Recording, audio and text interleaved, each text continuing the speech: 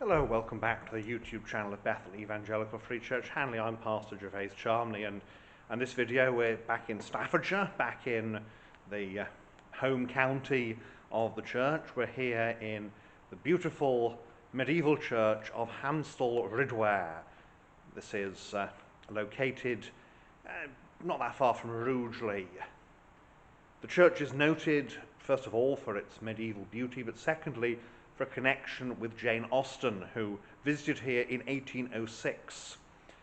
And she visited in particular here the Reverend Edward Cooper, who today is known for his hymn, Father of Heaven, whose love profound, a ransom for our souls hath found. As the hymn suggests, Cooper was an evangelical, and something of that evangelical ethos then has affected the way that the church has been restored later on in the 19th century, 1806, very early 19th century, and like most churches, English parish churches, there's been a massive restoration later on. We'll see as we go around various bits and pieces, including some medieval work. Now, first of all, this nave is 13th century, then 14th century, extended and rebuilt and altered. 15th century, of course, the roof you can see above me, that fashionable 15th century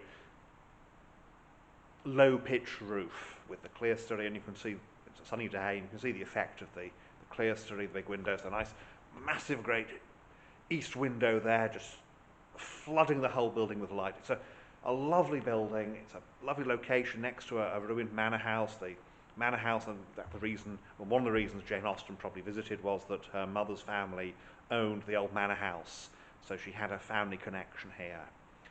So we'll have a look around, see some of the windows in particular, and one or two other bits and pieces. So let's have a look and see what we can see.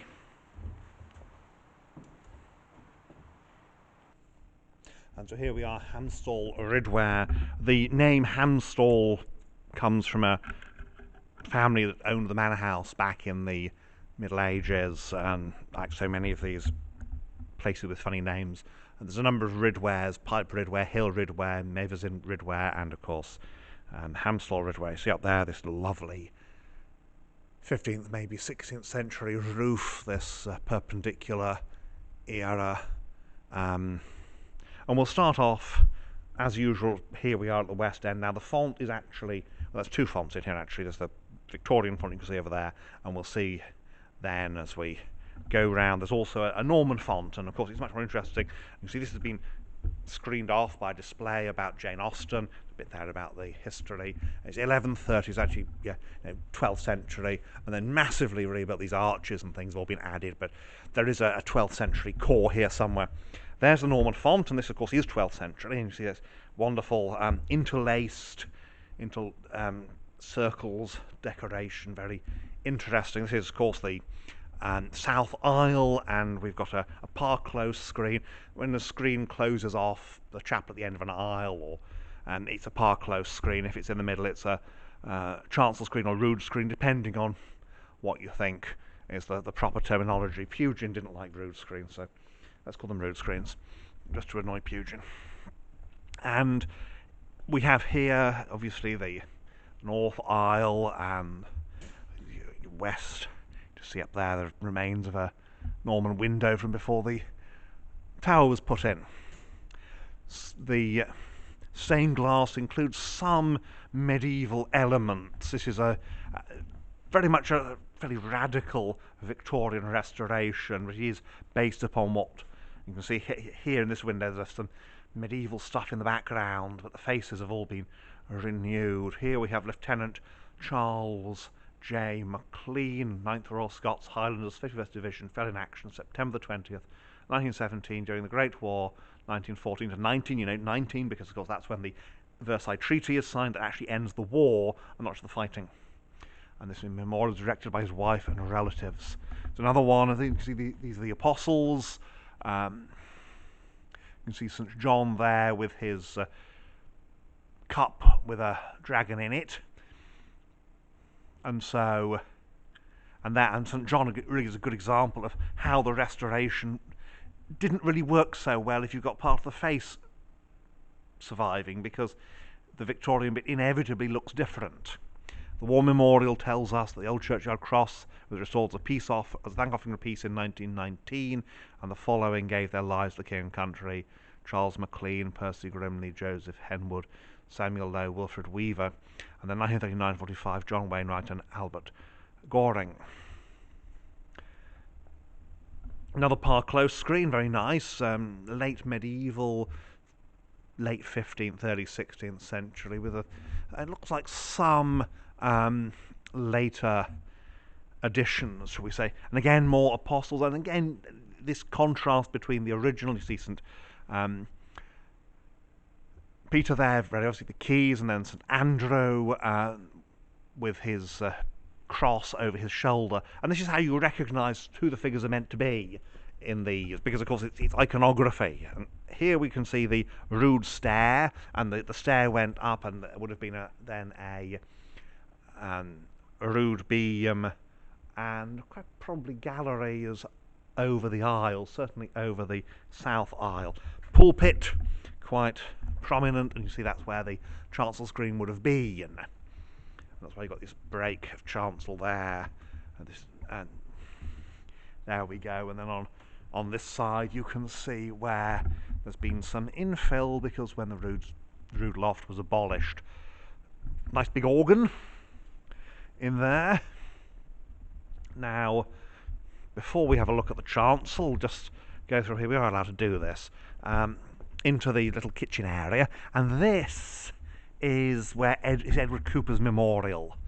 In a vault near this spot are deposited the remains of the Reverend Edward Cooper, who for upward of 30 years was rector of this parish, and for many years of the adjoining parish of Yoxall also, in both of which places as a faithful minister of Christ, and endeared to all his parishioners.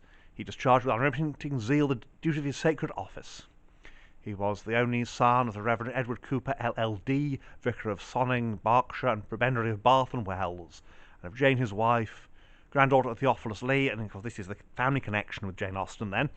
They are cousins, and of Addlestrop in the county of Gloucester. He was formerly Fellow of All Souls College, Oxford, as was his father also. He departed this life on the 26th day of February, 1833, in the 63rd year of his age, he being dead, yet speaketh.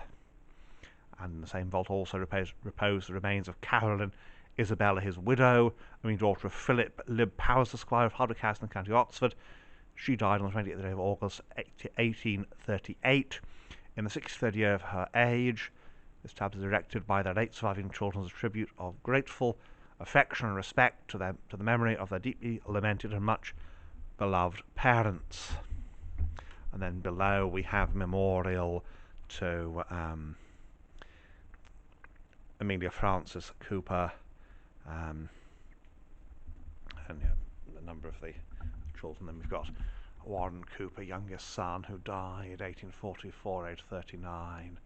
And here we can see what the windows would have been like. Some of the windows have been altered in that sort of Georgian era. Got these round-headed windows, and back of the organ. So back out into the church, and being very careful. Now, there are a few medieval bits and pieces here. So here we've got some medieval bench ends, and they're looking west. You can see that remains of the Norman window up there. There's a tomb chest, and then we have a memorial to Reverend Edward at Wills, rector of Hamstall, Ridware and Yoxall, and the county of Stafford, son of the Reverend William Shippen Wells of Astrop House, Northamptonshire. Died October the 12th, 1848, aged 45. Blessed the dead which die in the Lord from henceforth, yea, saith the Spirit, that they may rest from their labours and their works to follow them. So there's a unique survival here are these panels from the medieval rood loft. They're not great art by any means. They're the sort of art that would have adorned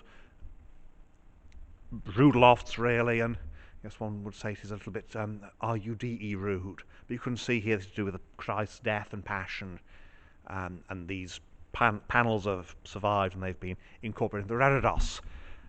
The east window, and it's a subject that evangelicals liked for their east windows here, or for their east windows, which is the resurrection. He is not here, for he is risen. And there's almost this message that is, well, not necessarily almost, maybe altogether this message that therefore you Anglo-Catholics, you are entirely wrong in your view of a corporeal presence upon the altar. It's not quite the real absence. That's a bit later on in the in the Victorian era, and late Victorian era, this is 1869. But still, the tomb recess, which is 15th century or maybe even 16th, has almost obliterated the sedilia, because there we have even it's a piscina. Yeah, that is a sedilia. It's just a worn away there. That would be the piscina there, and you can see the remains of a sedilia, which has mostly disappeared because someone's put their big posh tomb here. And we can see here we've got got arms to do with the family there. Now again we move into here the South Chapel, and we've got memorials on the floor. This is part of an inside slab memorial. It's obviously been chopped up and used for flooring, which is a little bit undignified. 1692, we've got this rather wonderful skull and crossbones, another one there. Somewhat obscured by the pews, but... And then here we've got, here lieth the body of John Cotton, of Jane Cotton, late wife of Richard Cotton. So this is the Cottons here. You can tell it's the same coat of arms. Little excuse for Lady Chapel. I mean, it's not. Well, but here we've got an interesting example of, this is the Coosemaker window, and this is memory of Sheila Olive Coosemaker. And there she is. She's depicted here as St. Cecilia with the organ, and then the mother of St. Agnes, and she was only about 20 when she died, so she's depicted youthful with her hair down, which was normal for unmarried women at the time. And back through the tomb recess, the Cotton tomb recess, you can see there that would have been, of course, the North Chapel, and it's now kitchen area and the organ chamber. You've got to put the organ somewhere, haven't you? More medieval glass here. We've got a figure, obviously a female saint there. We've got a figure of a king's head, crowned head, and then we've got some armorial glass, and there's a crozier which must come from a figure of a bishop saint. And the rood stairs are still embedded in the wall, but you can see that the door has been reduced in height, so unless you are very, very tiny, you can't get up there. A cat could get up there, but a person, well, and certainly a human being of any size could not. So back down the aisle here, be careful. And here we have another example. This is Humberston Skipwith. There he is. He's depicted as St. Barnabas. You've got Christ the Good Shepherd in the middle, and you've got St. Paul and St. Barnabas. And Reverend Skipwith, Humberston Skipwith, wonderful Victorian whiskers and everything. He is St. Barnabas there. This is Thomas Strong i' the Arm. That's a good name, Strong i' the Arm. And there's some of their memorials in the graveyard. So that's the inside here at Hamstall Ridware. And so here we are outside at Hamstall Ridware. You see the spire, little needle spire, just lovely narrow spire, big clerestory, unobstructed roof line now. It's a marvellous example. It's not big. It's not big in terms of volume, but it feels big, particularly inside, because of its proportions and dimensions, and the way it all measures up. So we'll have a look around the outside. I'll point out some of the salient features as we go. Oh, it's a bit blustery. Let's just escape. There it goes. You see the porch is Victorian, of course. That's the churchyard cross that's been restored as the war memorial. these cases.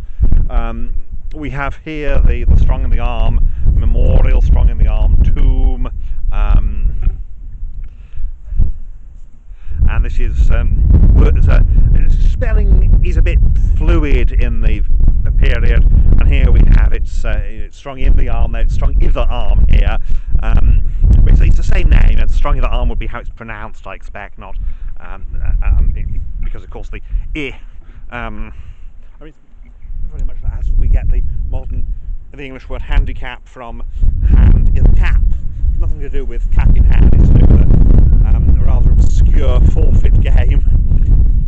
But look at that lovely, that full length, everything, and obviously the roof's all protected, and that is not the time, so I suspect the clock has stopped.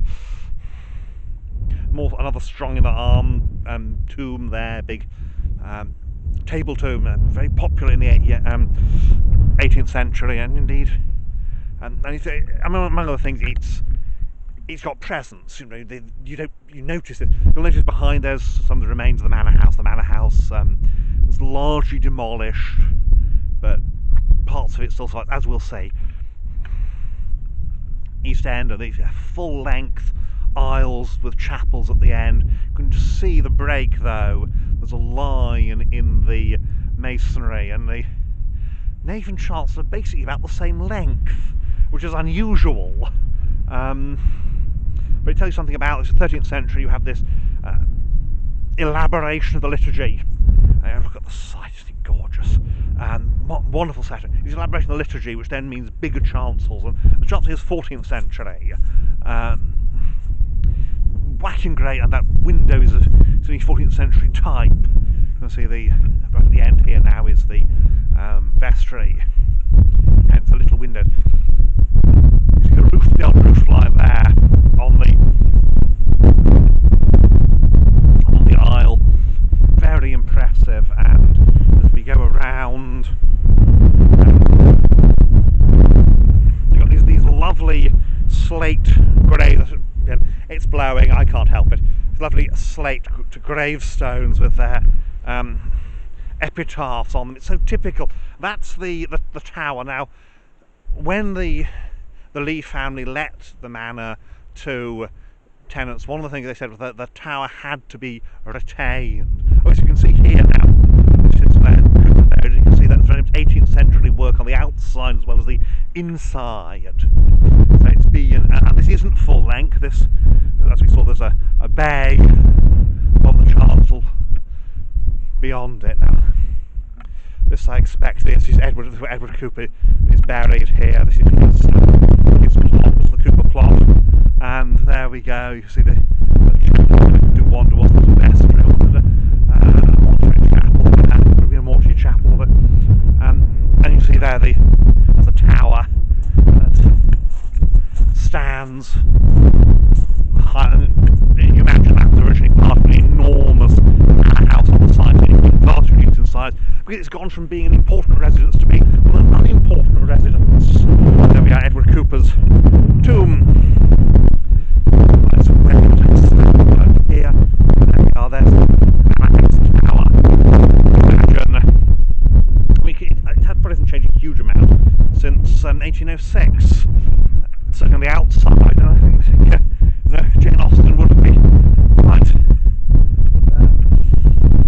look and go, how much has changed in the last couple of hundred years.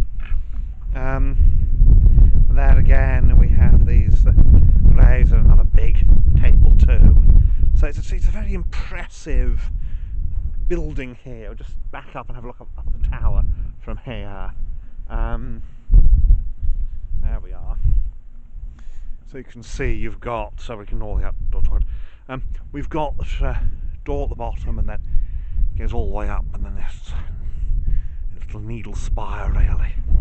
And there's the graveyard cross. Of course, as we said before, in the Middle Ages, most people wouldn't have a tombstone or a mark on anything. You have any sort of mark would be temporary. Eliza, daughter of Thomas and Anne Lawrence of neither town of this parish, She died September the 17th, 1870 years. Why on earth she was loved? We deeply deplore her. But shall a murmur escape from our breast? Do you ask how she lived? She said heaven before her. Do you ask how she died? In the faith of the blessed. And that sort of poetic epitaph is so typical. So typical. And so there you have it, Hamstall, Ridware, St Michael's. It's a lovely building, very much worth visiting. It's only a small village, and they appreciate all the visits they can get and all the help you can get. So thank you for watching, and may God bless you and keep you until next time.